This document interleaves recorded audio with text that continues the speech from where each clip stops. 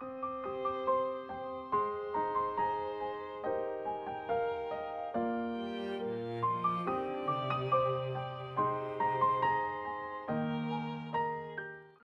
देशदूतची team आली आहे मनमाड शहरामध्ये. आता मनमाड म्हटलं की अर्थात जंक्शन आणि जंक्शनचं असलेलं हे छोटं गावापासून आता शहरापर्यंत याची झालेली वाढ. आणि मनमाडची दुसरी एक खासियत आपण अशी नेहमी ऐकतो ती म्हणजे की महिन्यातून ज्या गावात एकदा पाणी येतं, घरांमध्ये एकदा पाणी येतं, ते असं मनमाड. ही खरी तर ओळख फारशी छान नाहीये, पण आजही ही अशीच ओळख मनमाडची द्यावी लागते. ही ओळख देताना मात्र मनमाडकरांना अतिशय त्रास होतो. आपण आलोत येणारे कुटुंबियांच्या घरी आणि आज खरं तर काही भागात मनमाडच्या पाणी आलेलं आहे, पण यांच्या भागात हा जो शिवाजीनगर 2चा भाग आहे, इथं काही पाणी आलेलं नाही अजून. मागचं पाणी 12 मेला आलेलं आहे आणि आता महिना सरत आलेला आहे, जून उजाडतोय, पण तरी सुद्धा यांच्या नळाला मात्र पाणी आलेलं नाहीये. ताई, काय नाव आहे तुमचं आणि काय पाण्याची परिस्थिती आहे सांगा. माझं नाव रेखा कांतीलाल येणारे, शिवाजीनगर नंबर 2 मध्ये आम्ही राहतो. आणि आता 12 मेला आमच्या इथे पाणी आलं, अजूनही आलेलं नाही आणि ते 20-25 दिवसानंतर येणार असं सांगतायत. अजूनही पूर्ण आम्हाला काहीही कल्पना नाही. आणि आलेलं पाणी पण एकदम गढूळ पाणी येतं, म्हणजे ते पिण्यायोग्य पण नसतं. तरी पण आम्ही मग फिल्टर वगैरे लावून ते पाणी साफ करून ते पितो आम्ही. आणि आमच्याकडे सध्या तरी 10-15 टाक्या आहेत मोठ्या, आणि बाकीची बारीक बारीक भांडी पण आम्हाला भरावी लागतात.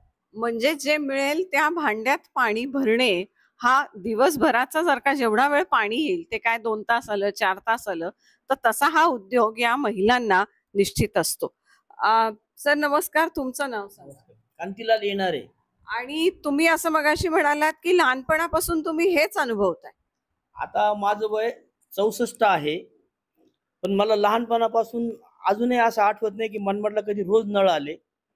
पूर्वी सुद्धा आम्ही म्हणजे पाण्याच्या टाकीवरून सुद्धा पाणी बरेचदा मी आणलेलं आहे.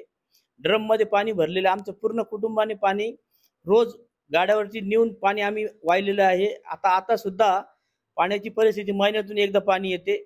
पण आता सर्व आमच्या अपेक्षा ज्या आहेत, सर्व सुहास अण्णा कांदे यांच्यावर आमच्या अपेक्षा टिकलेल्या आहेत. आता कारण त्यांनी करंजवन योजनेचं काम जे आहे ते तातडीने मार्गी लावलं. सुरुवात आम्ही मनमाड बचाव कृती समितीपासून केली, पण शेवट मात्र सुहास अण्णा कांदे करतील असं वाटतंय. निश्चितच खूप मोठी अपेक्षा आहे यांची आणि अनेक काळापासूनची, अनेक वर्षापासूनची अपेक्षा आहे.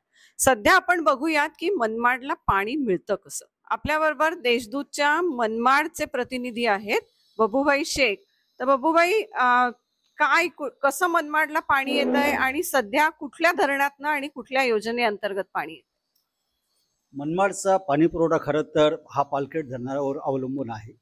मनमाडसाठी त्या पालखेड धरणात जवळपास 350 दशलक्ष घनफूट पाणी आरक्षित आहे. तो रोटेशनद्वारे मनमाडसाठी पाटोदा साठवणूक तलाव तयार करण्यात आलेला आहे. पालखेडमधून कॅनलद्वारे हा पाणी जेव्हा साठवण तलावात येतो तिथे पंपिंग करून मग तो पाणी पाईपलाईनद्वारे वाघदर्डी धरणात घेतलं जातं आणि वाघदर्डी धरणातून फिल्टर प्लॅन्टमध्ये घेतला जातो आणि नंतर तो शहरात वितरित केला जातो. अशी ही एकूण परिस्थिती आहे. मात्र गेल्या अनेक वर्षापासून ही जी समस्या आहे ती कायम आहे, अजूनही सुटलेली नाहीये आणि नागरिकांना आजही भीषण पाणी टंचाईला तोंड द्यावं लागत आहे.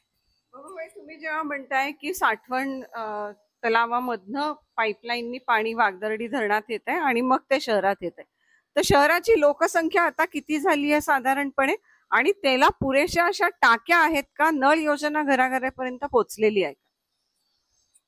खरं तर ह्या ज्या टाक्या बांधलेल्या आहेत त्यावेळेला शहराची लोकसंख्या 40 ते 50 हजार होती. आज ती झपाट्याने वाढलेली आहे. अनेक नवीन वस्त्या तयार झालेल्या आहेत आणि सुमारे 1.25 लाख पर्यंत आता लोकसंख्या झालेली आहे. त्या मानाने ज्या पाण्याच्या टाक्या आहेत त्या अपुऱ्या पडत आहेत.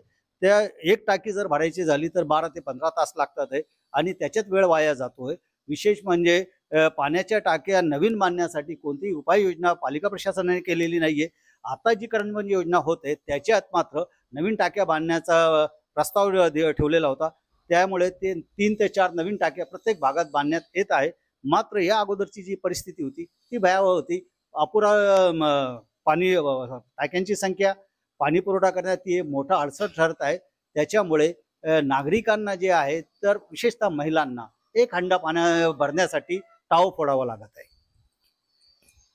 आता हे सगळे जे उल्लेख करतायत त्या करंजवण पाणी योजनेची, ही योजना अशी आहे की करंजवण धरणामधनं थेट पाईपलाईननी मनमाडमध्ये पाणी आणलं जाईल.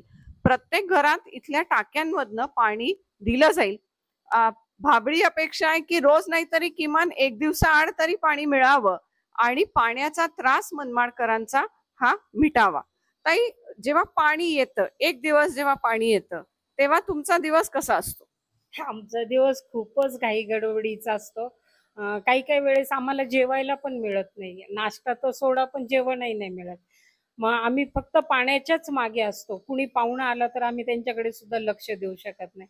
आम्ही त्यांची माफी मागून घेतो की आज आमचं पाणी आलंय, तुम्ही थोड्या वेळ बसा. पण मग दिवसभर अगदी वाट्या लोट्या सुद्धा आम्हाला भरून ठेवाव्या लागतात. म्हणजे जे मिळेल त्या भांड्यात पाणी हो, जे भरून. मिळेल त्या भांड्यात आम्ही पाणी भरत असतो. म्हणजे जितक्या दिवस जाईल तितक्या दिवस ते भरून. असं काही नियोजन करावं लागतंय की आता कपडे कधी धुवायचे आहेत, साठवून धुवायचे आहेत, असं काही बाकीच्या आयुष्याचं नियोजन या पाण्यावर करावं लागतंय? हो. कपडे पण आम्ही साठवून ठेवतो. एक किंवा 2 दिवसाआड आम्ही कपडे धुतो.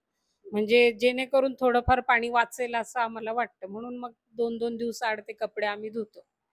त्याचं पण नियोजन तुम्हाला त्याचं पण करायला नियोजन लागतंय. आम्हाला पूर्ण करावं लागतं. म्हणजे पाण्यावर आपली एक लाईफस्टाईल तयार होतीये आणि ती लाईफस्टाईल केवळ जेव्हा पाणी उपलब्ध असेल त्या अनुषंगाने ती बांधली जाते. तुम्ही असं मगाशी म्हणालात की हे पाणी किती दिवस पुरतं? 1 महिना पाणी. 1 महिन्यानंतर आलेलं पाणी. 1 महिन्यानंतर आलेलं पाणी साधारण 10 ते 12 दिवस जातं, तसं पुरतं ते. पण पूर्वीपासूनच पाणी काटकसरीने वापरण्याची सवय असल्यामुळे पाणी म्हणजे एक बादली आंघोळीमध्ये पाणी म्हणजे एक बादलीमध्ये आंघोळ झालीच पाहिजे. आणि जर समजा कोणी पाहुणा आला तर त्यांना अगोदरच अर्धा ग्लासच पाणी आम्ही देतो आणि लागलं तर परत घ्या, पण उरलेलं फेकू नका. फिल्टर मधून जे वेस्टेज वॉटर जे असतं त्याच्यामध्ये झाडांना पाणी पण आम्ही त्याच्यातून टाकतो, त्याच्यातून धुणं पण धुवून घेतो, भांडी पण त्याच्यामधूनच घासली जातात. पण पाणी कुठल्याही प्रकारे पाण्याचा अपव्यय आम्ही कुणीही करत नाही, मनमाडकर तर कुणीच करत नाही. कारण सर्वांना काटकसरीने पाणी वापरण्याची लहानपणापासून सवय आहे.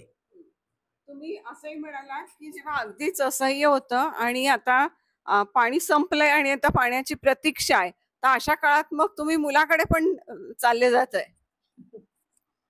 मुलगा पुण्याला असतो. ज्यावेळेस पाण्याचं असं वाटलं की आता पाणी नाही आहे आपल्या घरी किंवा पाणी आता संपलेलं आहे, वॉटर टँकर पण प्रत्येक वेळी घेणं तसं परवडत नाही. तर मग अशा वेळी सरळ आम्ही पुण्याला निघून जातो, कारण पुण्याला भरपूर पाणी आहे. तर मग पुण्याला जाऊन नंतर मग मेसेज आला की पाणी येतंय, मग पटकन पुण्यावरून पळत मनमाडला यायचं आणि मग पाणी भरूनच घ्यायचं आणि मग इथंच राहायचं. पाणी संपेपर्यंत इथंच राहायचं. ही जरी का गंमतशीर घटना वाटत असली तरी ज्याच्यावर बितते त्याला कळते. पाणी नाहीये म्हणून दुसऱ्या गावाला जाणं हे सुद्धा तितकंसं सोपं नाही, सगळ्यांना शक्य आहे असंही नाही. जेव्हा मनमाडमध्ये 1 महिन्यानंतर एका घरात पाणी येतं तेव्हा आपण अगदी विचार करू शकतो की ही योजना पाण्याची कशी करतात. प्यायचं पाणी आहे हे विकत घ्यायला लागतं, जार्स घेतात, कधी मधी वापरासाठी टँकर मागवतात. पण मनमाडच्या बऱ्याचशा घरांनी बोरवेल घेतलेली आहे. आता मनमाड तसं बघितलं तर मुळातच हा कोरडा परिसर, इथे फारसा पाऊस नाही. मागील काही वर्ष थोडासा पाऊस मनमाडमध्ये पडला आणि त्याच्यामुळे काहीसं वॉटर टेबल हे वाढलं. त्या काळात अनेक बोरवेल्स घेतल्या गेल्या, पण गेल्या 2 वर्षात पडलेल्या दुष्काळासम परिस्थितीमुळे मनमाडमध्ये पाऊस नाही आणि पाणी नाही आणि आता या बोरवेल सुद्धा फारसं पाणी देत नाहीये. त्याच्यामुळे कुठूनच मनमाडकरांना पाण्याचा हा सहारा फारसा मिळत नाहीये. पाण्याचं नियोजन इतकं काटकसरीने करावं लागतं, कारण की विचार प्रत्येक गोष्टीत करावा लागतो की आपण पाणी कुठे टाकतोय, ते वेस्ट वॉटर कसं वापरतोय, झाडांना कुठलं पाणी टाकतोय, प्यायला किती देतोय, पाहुण्याला किती देतोय, कपडे धुवायला किती देतोय आणि पाणी हे आपण पुरवून कसं वापरतोय. 1 महिन्यानी येणारं पाणी काय ते 10-12 ड्रम्स मध्ये साठवलेलं हे परत महिनाभर वापरायचंय आणि याच्यापेक्षा मोठी शोकांतिका ही मनमाडसाठी नसू शकते. येणाऱ्या नवीन योजनेतनं पाणी पुरवठा मनमाडचा सुरळीत होईल अशी परत एकदा भाबडी अपेक्षा हे मनमाडकर करतायत.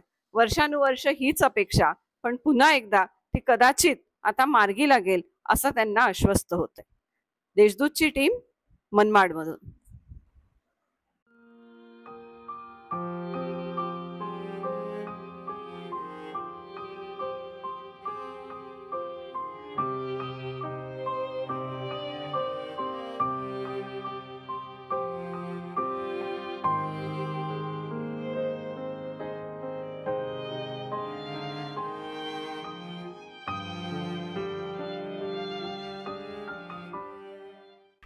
धन्यवाद.